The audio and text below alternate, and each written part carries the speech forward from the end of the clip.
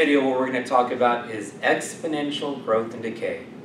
Before we get through a couple of problems, I want to talk about exponential growth and decay with y'all and the basic strategy of it, because if you can get the strategy, it's the exact same thing every single time. Okay? Now I want you to take a look at this general formula. The general formula y equals ce to the kt. Now it does not have to be those specific letters. I've seen P equals AE to the RT, and I've seen different letters throughout it but it's the exact same equation. What I need you to understand is what each slot means. So if you're using P, then just know here's your P is like my Y and AI. It's really confusing. There's no one set way that professors have done it. So it's important to understand what goes in each slot. Okay? Now let's talk about this Y. What goes in this slot right here? Your Y is going to be your total amount. Okay? The number that always goes in here is always your total amount. My C, what goes in this slot in front of the E, that is always your initial or starting amount. K, or sometimes R, but what goes in this slot right here is always your rate. And T, that I've seen pretty constant. That's obviously time. Okay? But the Y's, C's, and K's I've seen as different letters. Just know total amount, starting amount, and then rate and time. Now here's the thing about exponential growth and decay. What makes these problems difficult is that they're kind of wordy, and sometimes I don't know when to use which numbers where and so forth. But here's the steps. Here's the process. The very first thing you need to do every single time is find K. You have to find K first. You cannot answer the question unless you found K first. And you're going to find K by utilizing the information in that first sentence. And I put that in quotations because it's not exactly always the first sentence, but it's always that first piece of information they give you. Once you've done the algebra to find K, then answer the question. And the question comes from the, I put it in quotations, second sentence. It's not always the second sentence, but it's that second piece of information they give you. You utilize those numbers to answer the questions. Alright? So we're going to do a couple of examples.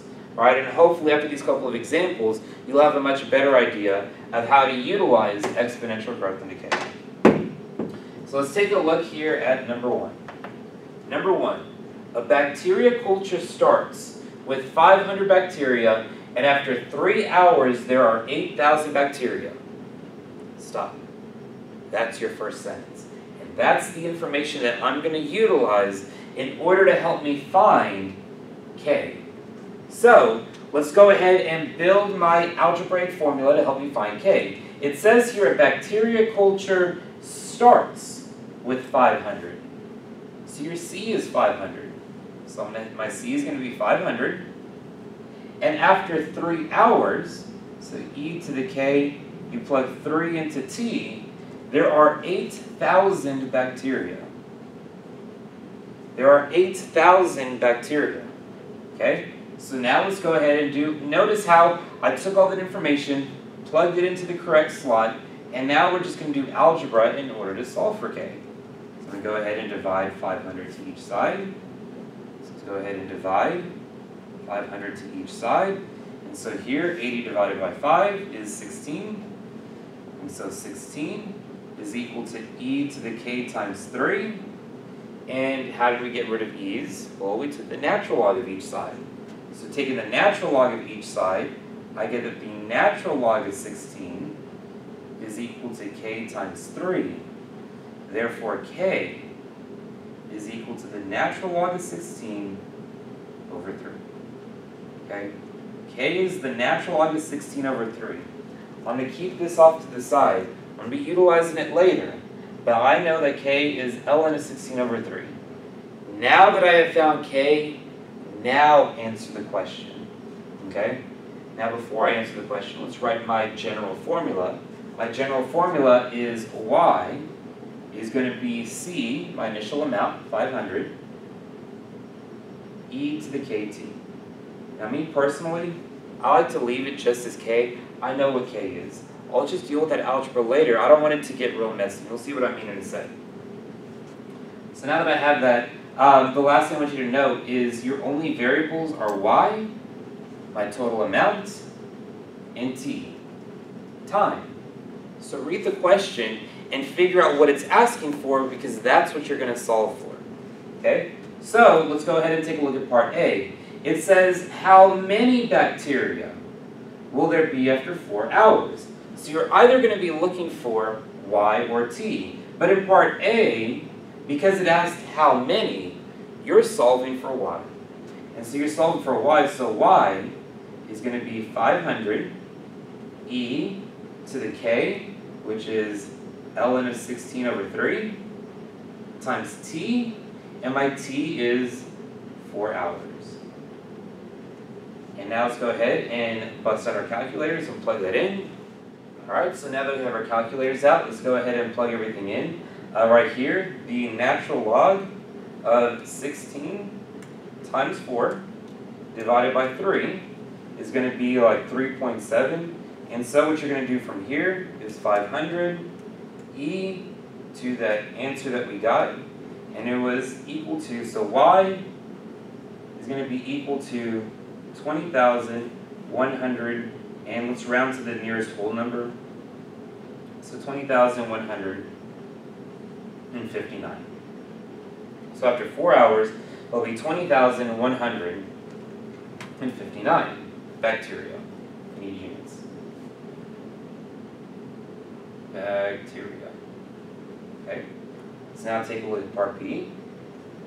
Part B says, when will the population be 30,000? When will the population be 30,000? That means I'm solving for t.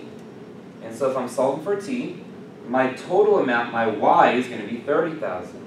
So what I'm going to have is 30,000 is equal to 500 e to the kt. Now I'm just going to leave k as k, because I don't feel like writing ln of 16 over 3 over and over and over. We'll plug that in at the very end. Just keep in mind, you know what k is. Okay, so let's go ahead and divide 500 to each side. So dividing 500 to each side. Okay, we get 300 divided by 5. 300 divided by 5 is 60. So I have that 60 is equal to e to the kt. Okay, well now that we have that, how do I get rid of the e's? By taking the natural log of each side.